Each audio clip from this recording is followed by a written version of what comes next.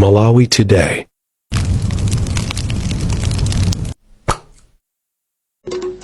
Ndondomeko ya National Youth Innovation Fund yagawa ndalama za business kwa makampani achinyamata kwana 85.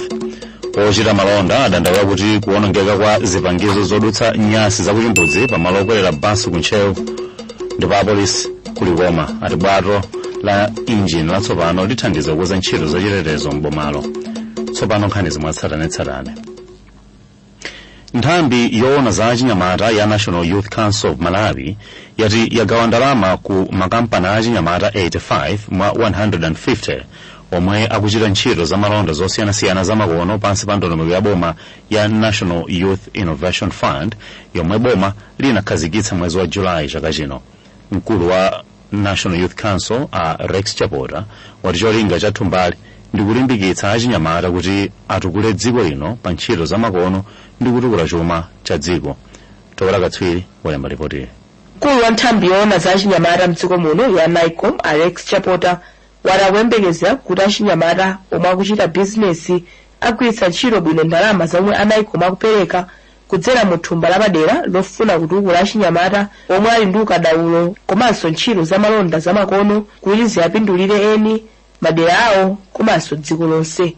Chaka chamawa ndondomeko imeneyi ifika pa 10 billion kwacha ndi malonjezo amene atisangalatse achinyamata chifukwa kuti achinyamata ambiri apindula komanso iwo amene apindula kale kufuna apite pa mlingo wina chifukwa cholinga cha Youth Innovation Fund kufuna kuona achinyamata amene ndi mafactory yomwe achinyamata amene akubweretsa ndalama zakunja mdziko lino. Poyankhula pomwe NICOM imapereka ndalama kwa magulu asanu ndi anayi ya achinyamata, mmodzi mwa amene apindula a Moses Kaponda akunkhalabe Solar Solution System anali 4 million kwacha yomwe alandira ithandiza kukulitsa ntchito zawo ndi kuthandiza alimi kukweza zokolola zawo kudzera mu ulimi wamthirira.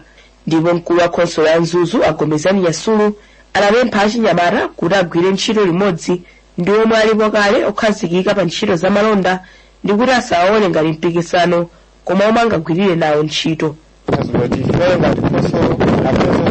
Kuunikirapo kuwathandizira kuti mabizinesi awo apite masokolo angamapange zotani ndiponso ifeyo malamulo athu amene tikamakhazikisa ndikakatiwanji kuti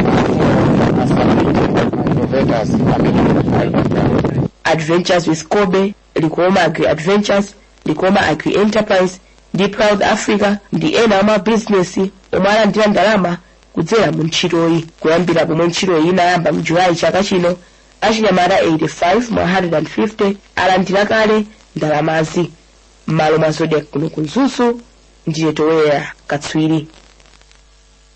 Komiti yomwe imayang'anira malo okwera basi kuntcheu yadandaula kuti khonsolo ya bomali ikuchedwa kukonza zipangizo zodutsa nyasi zakuchimbudzi zomwe zinawonongeka masabata atatu apitawa, zomwe ati zikudzetsa chiopsezo choti anthu opanga malonda pa malowa atha kutengerapo matenda otsegula mimba mwa ena. Mlembi wa komiti Clement Mwanza wati tanki ya nyasi ya pa malowa inaphulika ndipo pakadali pano khonsolo ya bomali sinakonzebe vutoli. Wapampando wa ochita business pa malowa Everett Bakaya wati malowa akhala alibe madzi odalirika kwa zaka zingapo tsopano zomwe zimapangitsa kuti adzikatunga madzi kunja kwa depoti. Blessings Ndewe walemba ripoti ili. Mlembi wa komiti yoona za ntchito za malo okwera basi ya ntcheu Clement Mwanza wati komiti ikuona kuti khonsolo ya bomalo sikuchita zakupsa polimbikitsa ukhondo ku malo okwera basiwo ngakhale kuti imatolera misonkho tsiku ndi tsiku. Iwo ati kupatula kuphulika kwa mapayipi onyamula nyasi za mchimbudzi, khonsoloyo imachedwa kuchotsa zinyalala zomwe zikuyika miyoyo ya anthu pa chiopsezo. Ndipo mmodzi mwa akuluakulu ochita malonda Everett Bakaya wapempha adindo kuti alumikize madzi omwe akuti anadula pa malo okwelera basiwo.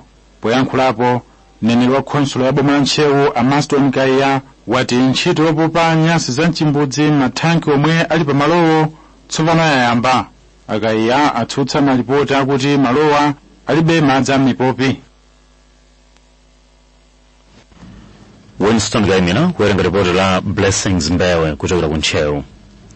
President Lazarus Chakwera walengeza kuti alimi ang'onoang'ono ayamba kugula feteleza pa mtengo wa 90,000 kwacha omwe ndi otsika poyerekeza ndi 160,000 kwacha yomwe akugulira fetelezayo pa msika pakadali pano. Achakwera anena izi usiku wapitawu pomwe amalankhula ku mtundu wa Malawi pa nkhani ya feteleza ndi mafuta a galimoto. Iwo atinso mtengo wa feteleza wa ndondomeko ya zipangizo za ulimi zotsika mtengo wa AIP ukhalabe pa 15,000 kwacha ndipo ayamba kupeza malo ogulitsira fetelezayo kuyamba pa 1 Okutobala.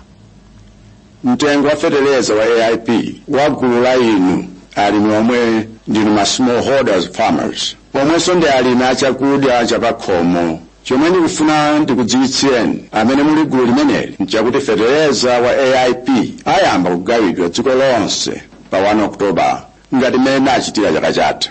Kuti nonse amene mayina wanu analembedwa mukaundula wa AIP mupeze feteleza ameneyu mvula ya Disemba isanakwane.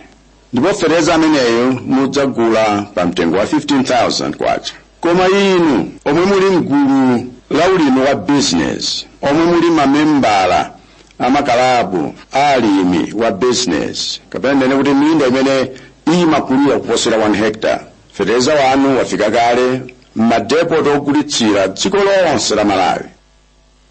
Mtsogoleri wa dziko linoyu analankhulaso nkhani yakusowa kwa mafuta a galimoto zomwe wati zikuchitika kamba ka anthu ena osafunira zabwino boma lake. Iwo adzudzula anthu ena ati omwe akuchita upo kuti ndondomeko yogulira mafuta yomwe boma likugwiritsa ntchito pano isokonekere, ndipo wachenjeza kuti boma sililekelera anthuwa kuti apitirire kuchita mtopo lawo. Anthu ena kunokma anapanga mgwirizano ndi kampani imodzi ya madobadoba omwe programu ya G2G sakuifuna kupanga maupo kuti mafuta a G2G wa mu September achedwe kuti iwo apeze mwayi odya ndalama. Ndiye mpaka kupezeka kuti kampaniyo yachedwetsa kubweretsa mafutawo itapatsidwa kale ndalama. Komabe ndikufuna ndikutsimikizireni kuti mafuta a G2G akubwera, ndipo pamene tikudikira mafuta amenewa tapempha kale makampani ena otifunira zabwino kuti atipatse mafuta ogwirizira kuti tiyike ma filling station pofuna kuti mize yomwe amanga ma filling station ite. Mtsogoleri wa dziko lino a Lazarus Chakwera. Mukumvera nkhani pano pa Zodiac ndipo maono muli ndine Alex Banda. Popitirira ndi nkhanizi, khoti lalikulu ku Blantyre lati lipereka chigamulo chake lachinayi pa mlandu uja omwe zipani za DPP, UTM ndi anthu ena asanu akufuna kuti pachitike kauniuni wapadera pa makina a bungwe loyendetsa chisankho la MEC. Judge Chimbizyani Kacheche yemwe akumva mlanduwu wapempha mbali zonse ziwiri kuti zipereke kalata zawo zomaliza lero 4:30 madzulowa. Mlangizi wa boma pa nkhani za malamulo Athabo Chakaka Nyirenda akufuna kuti bwalo liyimitse mlanduwu ponena kuti nzosatheka kuti kauniuni ku makina wa MEC uchitike pomwe dziko lino likuyembekezera kukhala ndi chisankho sabata yamawa. Titabwera ku court last time, court anagamula kuti zimakalata zimene anazilemba za anathanga akazikhoze makamaka mankhani za madeti. Koma makalata awo zimene abweresa Dr. Nathanga akuonesa kuti pa madeti awiri na 13 na 4 July na atatu inaso madeti ena pamene paiponde kuti sanasatire chigamulo chimene khoti anagamula last time kuti zikhozedwe. Bwana nasimikiza kuti mmene akupangira nkhani zawo amene abwera ku court sali serious, koma madumisi onse amene amapangira akhali serious. Ndazaonesa kuti sali serious. Tapempha bwalo la court amlandu kunena kuti zimakalata zimene zizonde kuipalibe umboni. Chinanso chimene akupempha anapasa kale zimakalatazo tamusabo kale. Chinanso chimene kuti akupempha kunena kuti pakhale kauniuni wa system imene akugwiritsa ntchito a electoral commission. Kauniuni umene mulibe malamulo a dziko la Malawi. Imeneyo ndi audit system imene kuti mwina apayamira imene amapanga malamulo madala kuti pasakhaleso za audit ngati imeneyoyo. Mlangizi wa boma pa nkhani za malamulo Athabo Chakaka Nyirenda.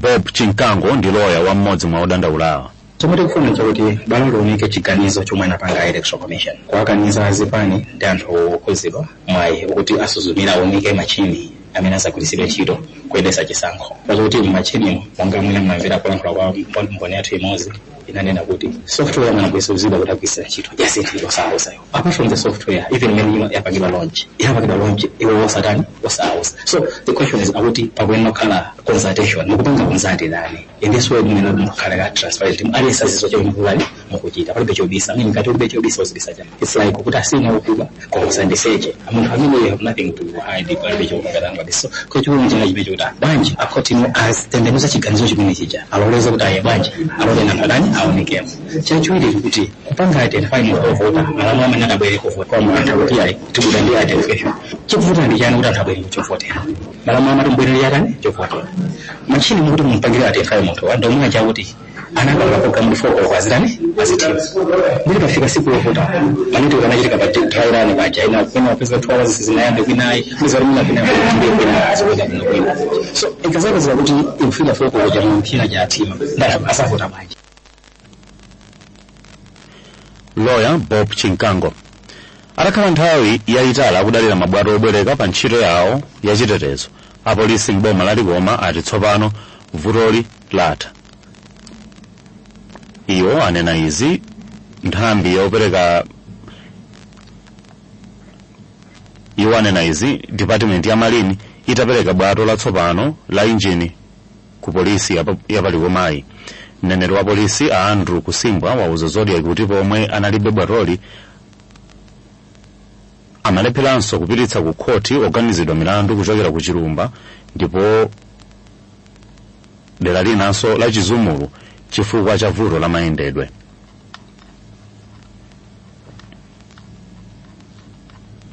Mzamasero timu ya dziko lino ya Frames yasuntha kufika pa nambala yachinayi pa mndandanda wa matimu a gulu H la mpikisano wa FIFA potsatira kufanana mphamvu ndi timu ya Liberia pogoletsa zigoli ziwiri kwa ziwiri usiku wapitawu pa bwalo la zamasero la Bingu ku Lilongwe.